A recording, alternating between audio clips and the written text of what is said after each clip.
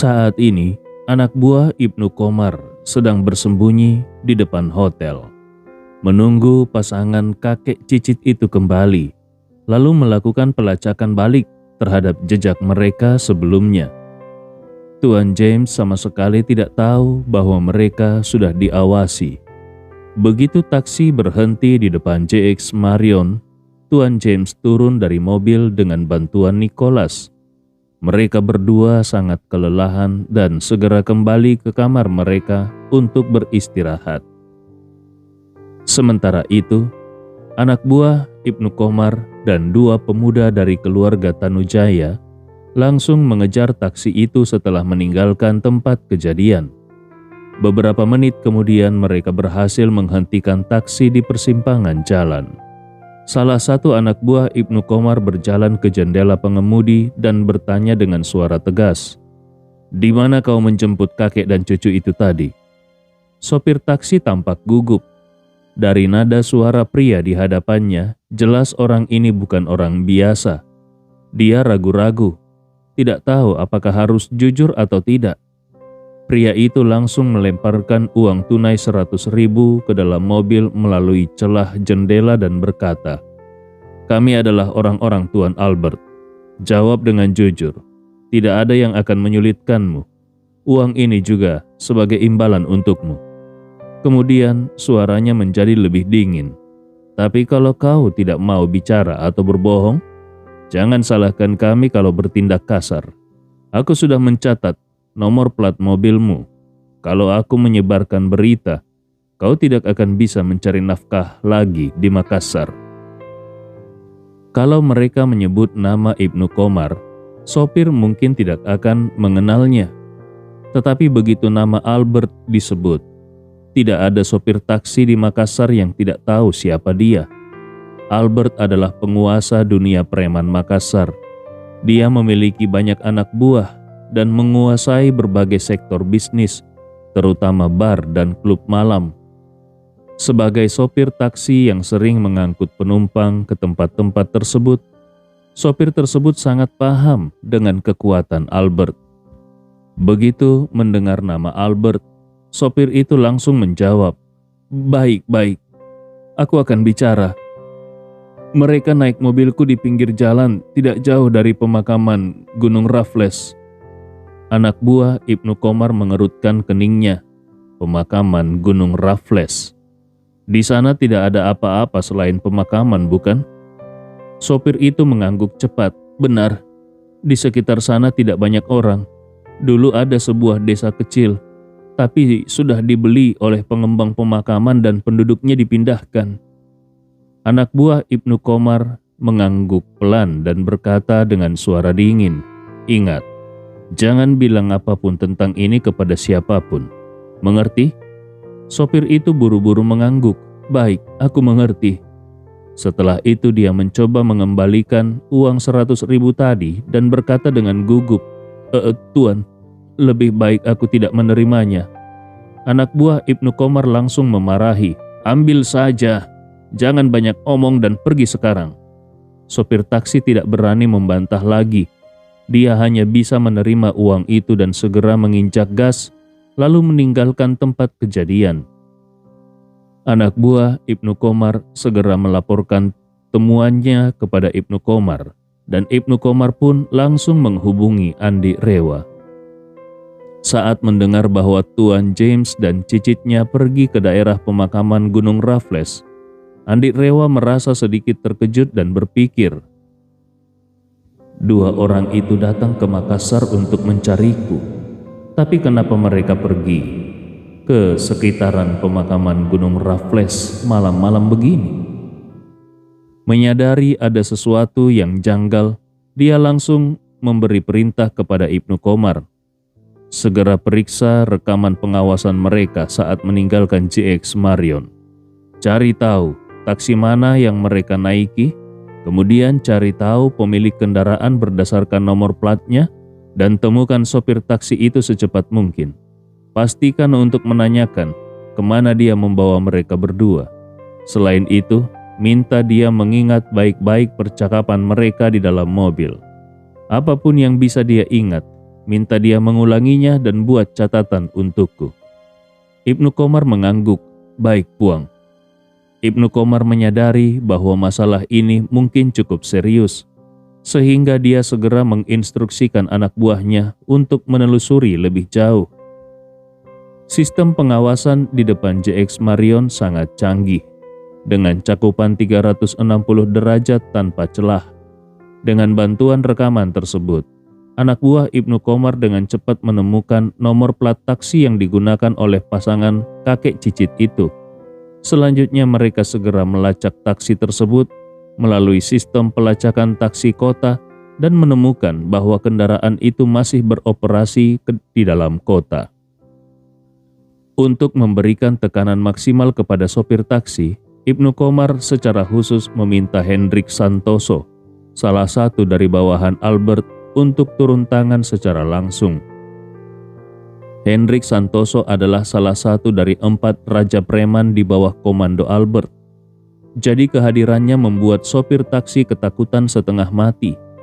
Dalam keadaan panik, sopir itu tanpa ragu menceritakan semua yang dia ingat tentang percakapan antara Tuan James dan Nicholas selama perjalanan ke pemakaman Gunung Raffles. Ternyata kakek dan cucunya sempat membahas tentang seorang pria bernama Jonan Abadi.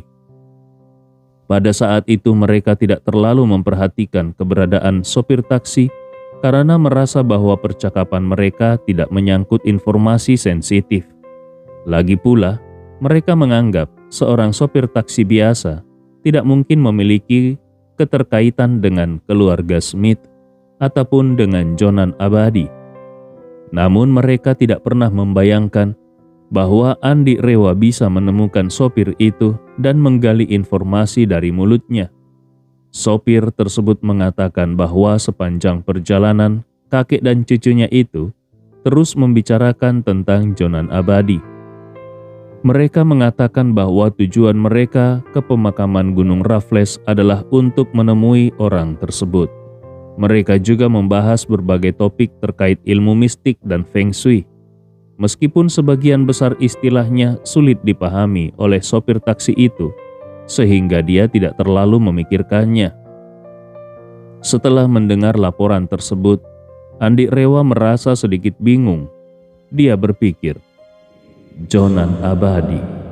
Aku sudah lama berada di Makassar, tetapi belum pernah mendengar nama itu. Mungkinkah dia adalah orang luar? Dengan penuh rasa ingin tahu, Andi Rewa segera menghubungi James Chandra.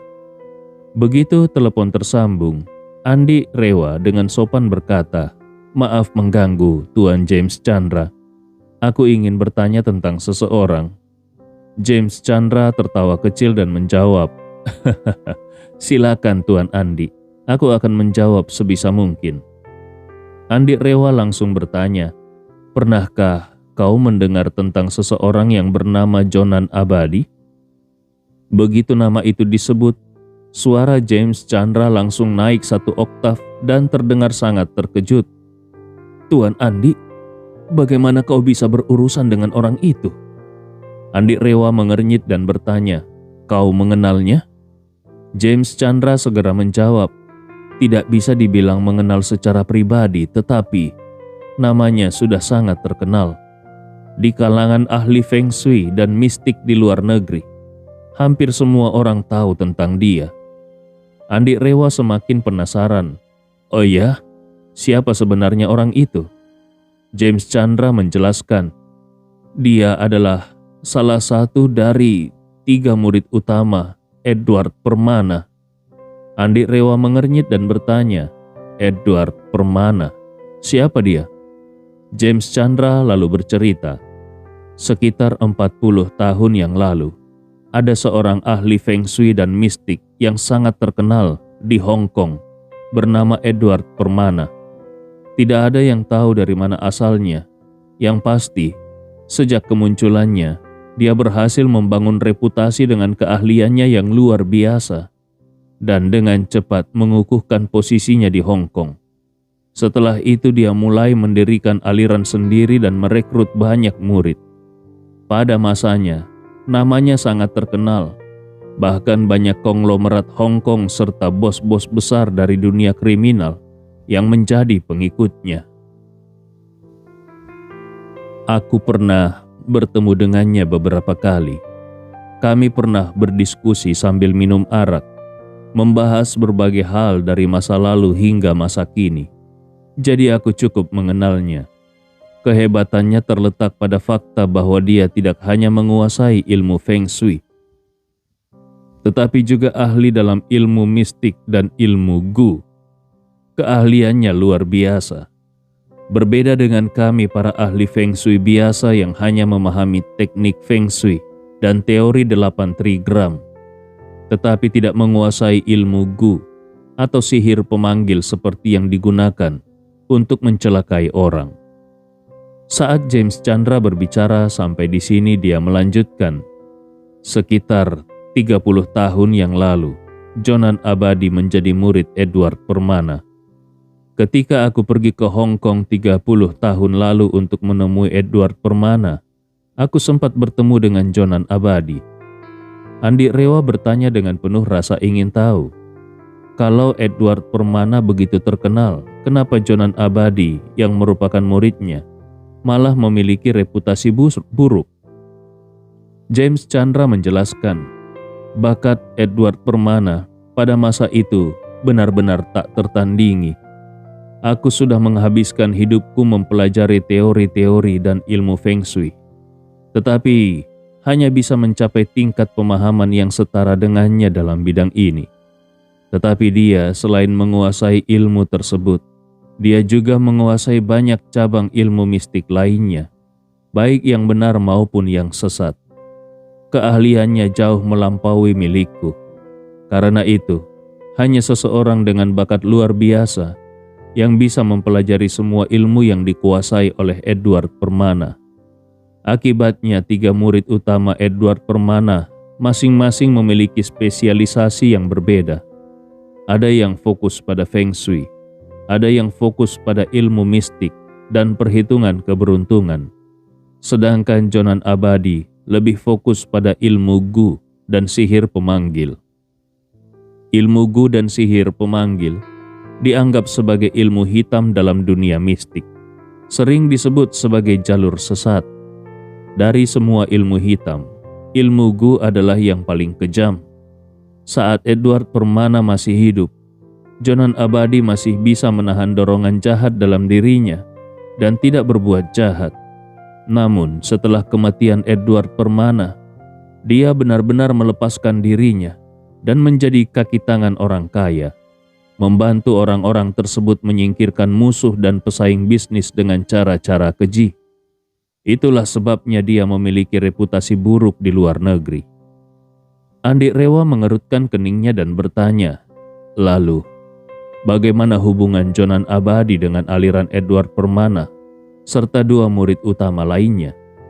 Kalau aku membunuhnya, apakah aku akan menarik perhatian orang-orang yang lebih berbahaya? James Chandra berkata jujur, meskipun Edward Permana adalah seorang jenius langka, dia tidak memiliki keturunan. Setelah dia berhenti mengurusi dunia mistik di masa tuanya, alirannya kehilangan pemimpin dan secara bertahap terpecah. Kalau tidak begitu, Jonan Abadi tidak akan meninggalkan Hong Kong dan pindah ke Inggris. Jadi kau tidak perlu khawatir tentang sekte tersebut. Kemudian dia menambahkan, sedangkan mengenai hubungan Jonan Abadi dengan 2 murid utama lainnya, aku tidak terlalu mengetahuinya. Setelah Hong Kong dikuasai oleh para Taipan, banyak ahli Feng Shui menjadi alat mereka dan mulai menyalahgunakan ilmu mereka. Jadi, Tuan Andi, kau harus berhati-hati. James Chandra melanjutkan, aku masih ingat nama 2 murid utama lainnya. Salah satunya bernama Sam Herbert dan yang lainnya bernama Januar. Mata Andi Rewa langsung menyipit, pikirannya berputar dengan cepat. Januar? Tidak kusangka, master mistik dari Hong Kong yang pernah kubunuh dengan petir itu ternyata adalah saudara seperguruan Jonan Abadi. menarik. Di seberang lautan, James Chandra tidak tahu kalau ekspresi Andi Rewa sudah berubah drastis. Di telepon, dia memperingatkan, "Tuan Andi, kau harus berhati-hati dengan Jonan Abadi. Selain itu, perhatikan juga apakah ada orang bernama Gilbert Ham atau Januar di sekitarmu. Dulu, banyak orang yang menjadi pengikut Edward Permana, tetapi hanya 3 murid utamanya yang benar-benar berbakat. Yang lainnya tidak perlu dikhawatirkan." Andi Rewa segera mengucapkan terima kasih. "Terima kasih banyak Tuan James Chandra. Aku pasti akan lebih berhati-hati." James Chandra menambahkan, "Selain itu, Jonan Abadi memiliki kepribadian yang sangat aneh. Dia terkenal kejam dan licik. Dia juga memiliki gu utama yang sudah dipeliharanya selama 20 tahun. Makhluk itu, setelah tahun pertama meminum darahnya, menghabiskan sisa waktunya dengan memakan otak manusia yang masih hidup. Ini sangat berbahaya. Tuan Andi, kau harus sangat berhati-hati." Saat mendengar ini, mata Andi Rewa memancarkan kilatan dingin dan dia bergumam di dalam hatinya, "Jonan Abadi ini benar-benar biadab. Dia memberi makan gunya dengan otak manusia. Ini benar-benar perbuatan jahat yang tak termaafkan." Andi Rewa lalu berkata dengan suara tegas, "Jangan khawatir. Hari di mana Jonan Abadi bertemu denganku adalah hari di mana kejahatannya berakhir. Aku akan memastikan dia dan gunya tidak akan pernah meninggalkan Makassar." Sementara itu, Tuan James dan Nicholas duduk di kamar mereka di Hotel JX Marion dengan wajah penuh kekhawatiran. Nicholas masih belum pulih dari pengalaman mengerikan yang baru saja dialaminya. Kondisi mentalnya sangat buruk. Tuan James juga terdiam. Tangannya terus-menerus melempar beberapa keping koin tembaga ke meja. Namun, pola ramalan yang muncul dari koin itu sudah berada di luar pemahamannya. Ini membuatnya semakin bingung. Ramalan itu menunjukkan adanya peluang, tetapi bahaya juga selalu mengintai. Bahkan ketidakpastian dalam hasilnya terasa lebih kuat daripada sebelumnya, seperti kabut tebal yang semakin menyelimuti. Tanpa disadari, pola pikir lelaki tua itu mulai berubah. Awalnya dia menganggap perjalanan ini hanya sebagai undangan dari Chandra Smith, sekedar mencari peluang dan sekaligus mendapatkan lebih sedikit uang. Bahkan kalaupun dia tidak menemukan peluang atau uang, itu tidak masalah. Anggap saja sebagai perjalanan nostalgia kembali ke tanah air. Kalaupun ada bahaya, dia pikir itu hanya karena usahanya atau karena usianya yang sudah lanjut. Jadi tubuhnya mungkin tidak kuat menghadapi perjalanan yang melelahkan. Namun dia sama sekali tidak menyangka kalau situasinya akan berkembang sejauh ini, hingga muncul nama Jonan Abadi. Jonan Abadi ini terlalu berbahaya. Baginya, membunuh seseorang bukanlah masalah besar. Bahkan bagi Jonan Abadi, membunuh sudah menjadi kebiasaan sehari-hari.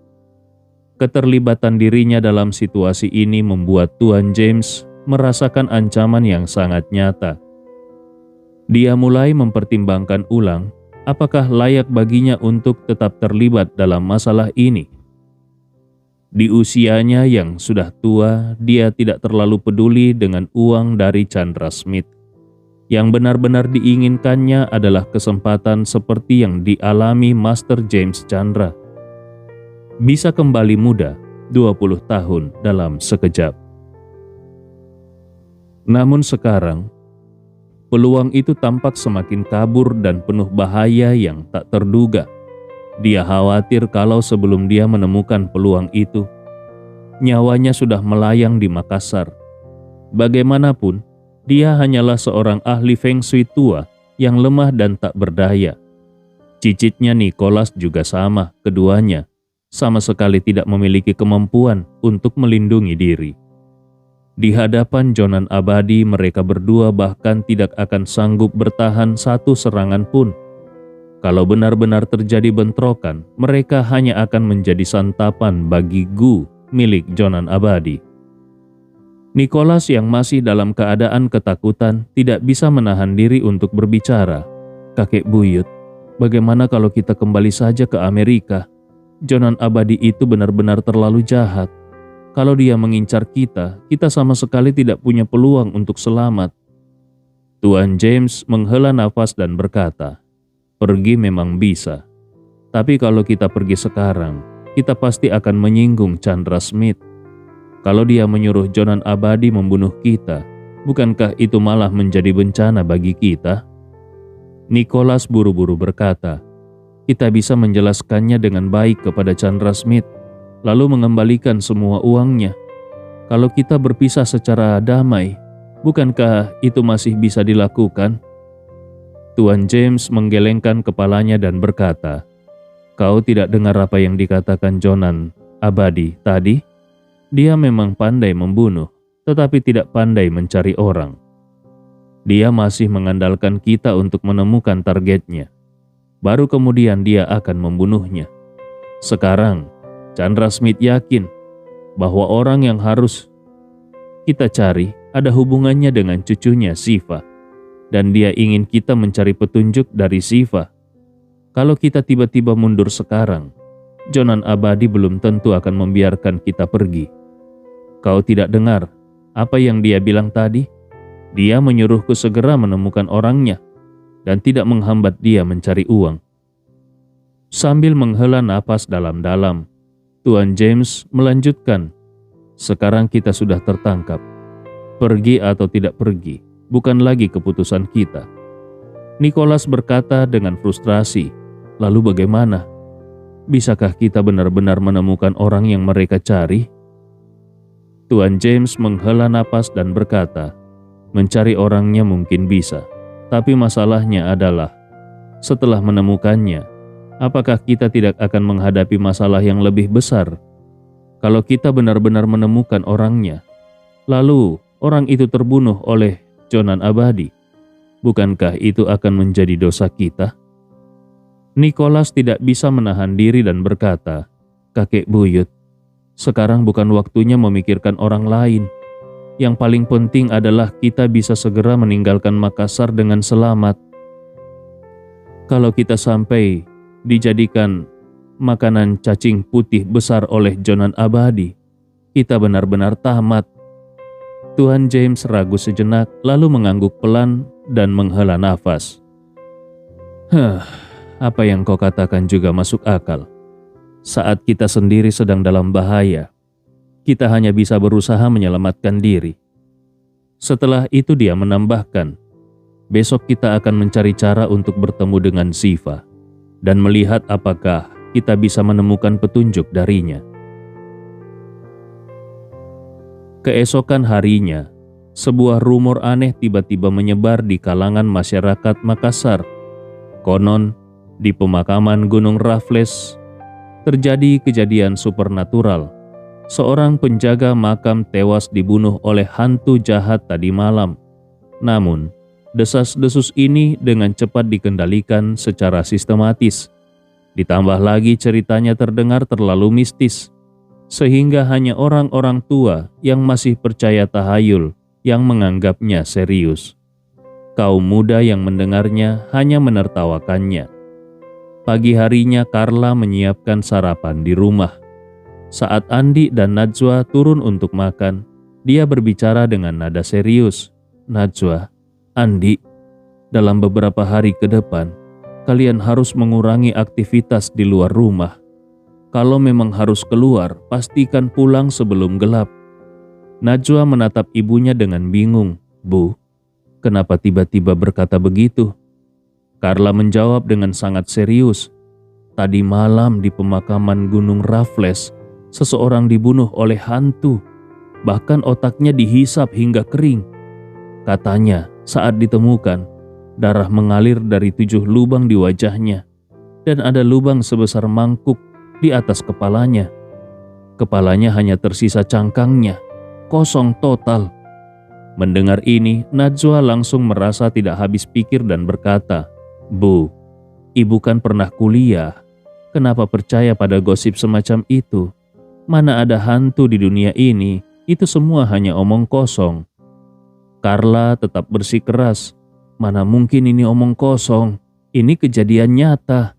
Grup-grup chat orang tua yang kuikuti semuanya sudah membicarakannya. Awalnya ada foto kejadian juga, tapi entah kenapa tiba-tiba dihapus oleh sistem. Fotonya menyeramkan sekali. Sampai sekarang punggungku masih basah kuyup karena ketakutan." Ridwan yang duduk di samping mengernyitkan dahinya dan berkata, "Di grup-grup yang kuikuti juga ada yang membahasnya, tapi aku tidak menemukan bukti foto atau yang lainnya." Najwa tertawa. "Sekalipun ada foto, belum tentu itu nyata. Teknologi pengeditan foto zaman sekarang sangat canggih. Apapun bisa dibuat seolah-olah asli. Jadi, jangan terlalu percaya dengan gosip semacam ini." Carla tetap bersikeras, "Lebih baik percaya daripada tidak. Yang penting kalian tetap pulang lebih awal.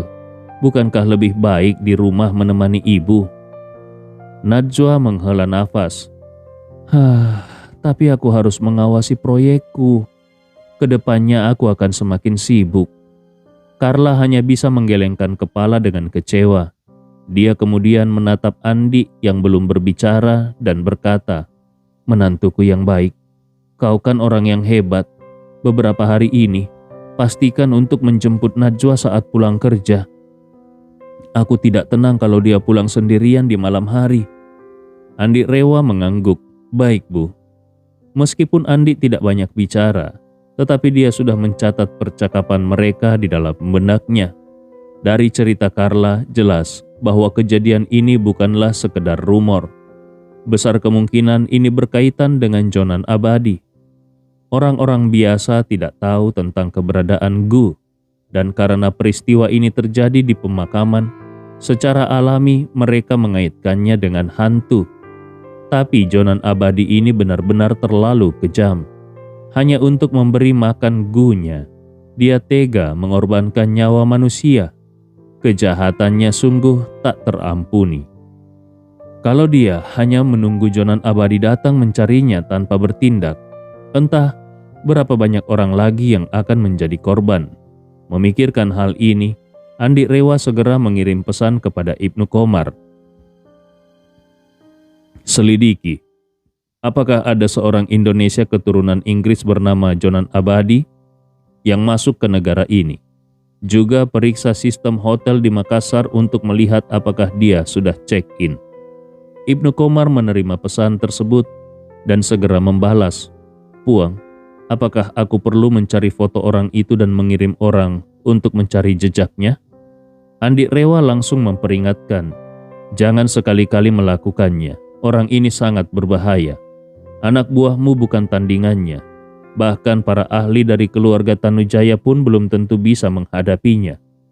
Ibnu Komar dengan cepat bertanya, "Puang, apakah kematian misterius penjaga makam di pemakaman Gunung Raffles tadi malam ada hubungannya dengan pria ini? Bukankah tadi malam kau meminta kami mengikuti kakek dan cucu yang pergi ke sana?" Andi Rewa menjawab, "Benar. Jadi jangan sampai ada yang tahu soal ini. Kau cukup selidiki informasinya, tapi jangan sampai ada orang yang mencari dia. Itu hanya akan membuat mereka mati sia-sia." Ibnu Komar mengangguk patuh. "Aku mengerti, Puang."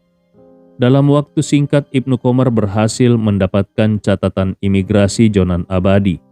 Data tersebut mencakup informasi paspor Jonan Abadi, foto digitalnya, serta rekaman CCTV saat dia melewati bea cukai saat masuk ke negara ini. Namun, menurut data yang diperoleh, tidak ada catatan Jonan Abadi menginap di hotel manapun di Makassar. Ini berarti dia tidak tinggal di hotel manapun, sehingga sulit melacak keberadaannya secara pasti. Andi Rewa hanya bisa menghafal ciri-ciri wajah pria ini dan menyusun strategi baru. Pada saat yang sama, dia mulai merekonstruksi hubungan logis dari seluruh kejadian ini, baik kakek cucu, Tuan James maupun Jonan Abadi. Keduanya pasti dikirim oleh James, oleh Chandra Smith. Itu sudah bisa dipastikan, karena Jonan Abadi hanya ahli dalam membunuh, tetapi tidak pandai mencari target. Maka dia pasti membutuhkan bantuan Tuan James dan cucunya untuk menemukan petunjuk. Dengan demikian, melalui Tuan James, Andi Rewa bisa menemukan Jonan Abadi. Pria ini sudah datang jauh-jauh dari Inggris ke Makassar untuk melakukan kejahatan. Dia harus segera disingkirkan agar tidak menimbulkan lebih banyak korban. Dengan tekad ini, Andi Rewa memutuskan untuk pergi ke Hotel JX Marion dan menemui Tuan James secara langsung. Kalau pria tua itu mau bekerja sama, Andi akan membiarkannya pergi dengan selamat dari negara ini, mengingat dia belum secara aktif melakukan kejahatan atau membantu musuh. Namun kalau mereka berani membantu Jonan Abadi membahayakan siapapun di Makassar, maka mereka tidak akan pernah bisa kembali ke Amerika. Karena rumor tentang hantu beredar semakin luas, Andi Rewa tidak membiarkan Najwa mengemudi sendiri ke kantor. Dia sendiri yang mengantar Najwa ke kantor setiap harinya. Sebenarnya Najwa tidak ingin merepotkan suaminya, tetapi karena Carla sudah bicara, dia tidak bisa menolaknya. Harus diakui, sejak Carla mengalami banyak kejadian buruk dan ditipu beberapa kali, Carla kini lebih peduli pada keselamatan Najwa. Andi Rewa mengantar Najwa ke proyek hotel yang sedang dibangun oleh grup Rapocini. Dengan ribuan pekerja konstruksi di sana, seharusnya tempat itu cukup aman. Saat Najwa hendak turun dari mobil, Andi Rewa mengingatkannya, "Sayang, jangan pulang sendirian malam ini. Kalau pekerjaanmu hampir selesai, hubungi aku. Nanti aku akan menjemputmu." Najwa mengangguk dan berkata dengan sedikit rasa bersalah, "Mungkin aku akan pulang agak larut malam ini." Andi Rewa tersenyum, "Tidak masalah. Seberapa larut pun, aku tetap akan menjemputmu. Beritahu aku lebih awal supaya kau tidak perlu menunggu lama." Najwa tersenyum manis, "Baiklah, kalau begitu aku turun dulu." Setelah berpamitan dengan Najwa, Andi Rewa langsung mengemudikan mobil menuju Hotel JX Marion. Di perjalanan dia menelpon Ibnu Komar dan bertanya, "Apakah Tuan James dan cucunya sudah meninggalkan hotel?" Ibnu Komar segera menjawab, "Puang, sekarang mereka sedang sarapan di restoran. Aku melihat mereka sudah rapi. Setelah mandi dan berpakaian, sepertinya setelah makan mereka akan segera pergi." Andi Rewa berkata, "Aku akan sampai dalam 10 menit. Kalau mereka hendak pergi, tahan mereka untukku." Ibnu Komar bertanya, "Puang ingin bertemu mereka di mana? Haruskah aku mengatur petugas keamanan untuk membawa mereka ke kantorku?" Andi Rewa mengingatkan, "Jangan. Itu akan membuat mereka waspada. Sebentar lagi minta pelayan masuk ke kamar mereka dengan kartu akses universal. Acak-acak barang mereka, lalu ambil sesuatu secara acak dan biarkan pintunya terbuka. Kalau mereka akan pergi, katakan saja kamar mereka mengalami pencurian dan minta mereka segera kembali untuk memeriksa apakah ada barang yang hilang." Ibnu Komar tertawa. "Puang, idemu memang brilian. Baik, aku akan segera mengaturnya. Dengan cara ini, pasti cukup untuk menahan mereka selama 10 menit. Saat itu, Tuan James meneguk sisa kopinya, lalu menyeka mulutnya sebelum berkata kepada Nicholas, "Baiklah, ayo kita segera berangkat ke rumah keluarga Wijaya dan mengawasi Ziva.